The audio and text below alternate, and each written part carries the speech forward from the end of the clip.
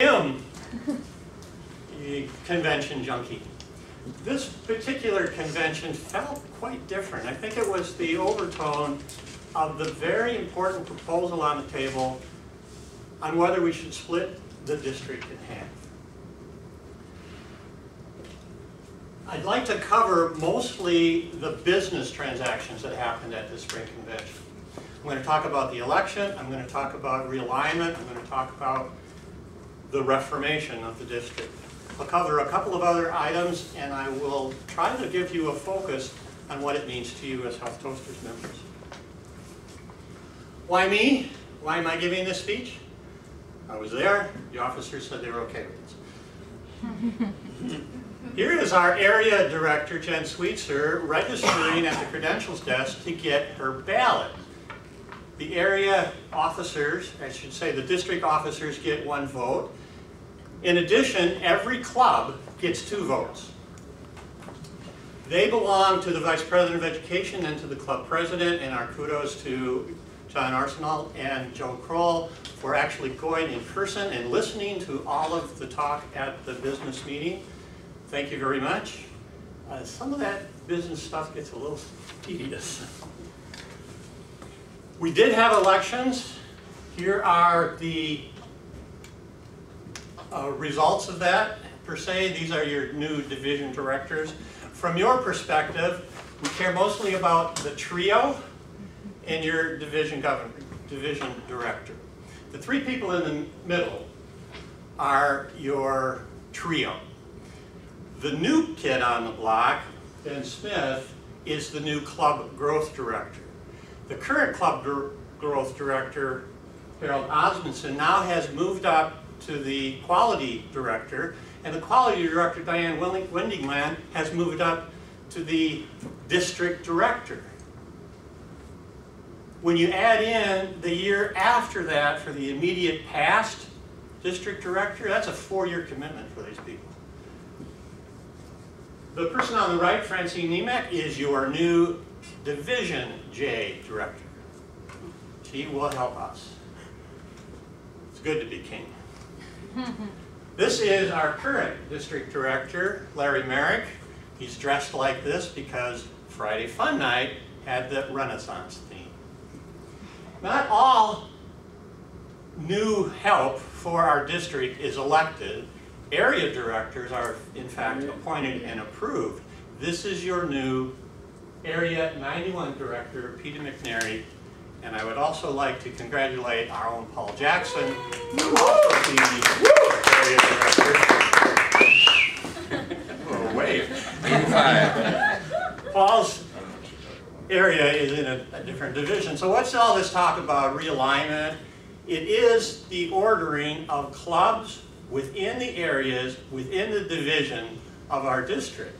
Now on the left I have last year's map for the realignment. It happens every year. On the right is our new club alignment with just one small change for us. It's a good example. Humor Mill is in our club this year. They met at a venue, they closed their doors. They had to find a new location. They now moved out to Egan, that's a different area, a different division, and they are part of why we do realignment every year. For us, we have about the same grouping. We have Spartan speakers moving in.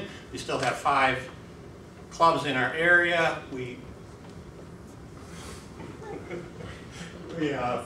We're pretty even to what we were before. The division actually lost an area. We have 1 fewer. We have 6 areas in the division, and so there was a lot of jostling around in the other clubs in our division this year. The map on the left is highly significant. That comes from last year's realignment. Notice the yellow border around our division. Last year, we have 14 new members in this club. 15 now? You wouldn't know that prior to last year's spring convention, we were in the #1 area in the Central Division. That all changed last year. We started calling our leaders directors.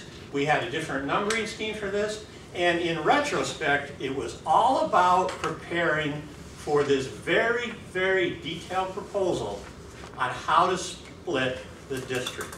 So these boundaries for the divisions had to be very precise.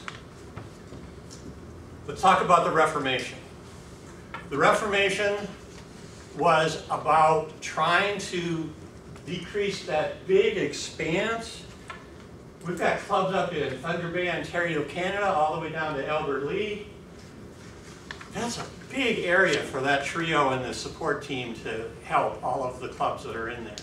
That's the reason why we're discussing Reformation. Toastmasters International wanted us to do it. We had 280 clubs. The average is about 150. Splitting it in half made a lot of sense.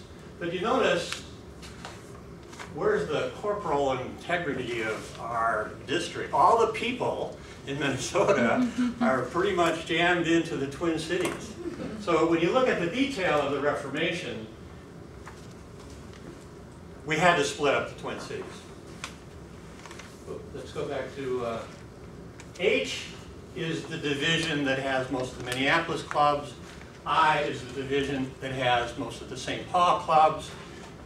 Kind of hate to split up the Twins, but the whole idea was to balance this and have about the same number of people, the same number of clubs, and the same number of divisions.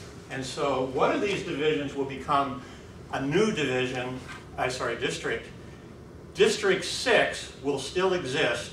The rule on the street is that whoever has the club that's chartist the earliest will get to keep District 6. Right now that's a Minneapolis club, and as long as they survive, we